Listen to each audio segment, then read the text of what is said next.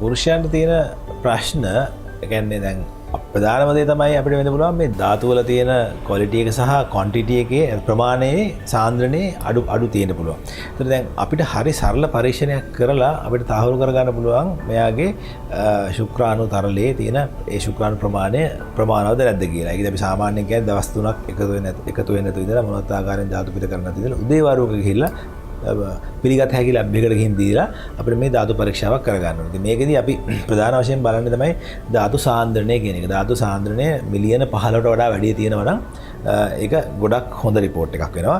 මිලියන 15ට වඩා අඩු නම් ඒ කියන්නේ ඒක ශුක්‍රාණු ප්‍රමාණය මදි. ඒතකොට ඒගොල්ලන්ට ඩිලේ වෙන්න පුළුවන්. ඒකම දැන් ශුක්‍රාණු තිබ්බ පරිදිම වැඩක් වෙන්නේ නැහැ. ඒවා හොඳට චලනය වෙන්න පුළුවන් ශුක්‍රාණු විය යුතුයි. මොකද දැන් සාමාන්‍යයෙන් දෙන්නෙක් එක සංසර්ගයෙන් පස්සේ ධාතු රැඳෙන්න ගිහිල්ලා යෝනි මාර්ගයේ උඩ කොටසේ.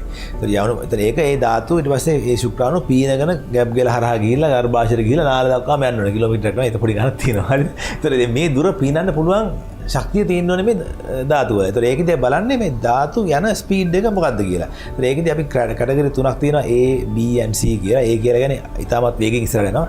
ඊට දෙවෙනි කට්ටිය sluggish පොඩ්ඩක් හිමි යනවා.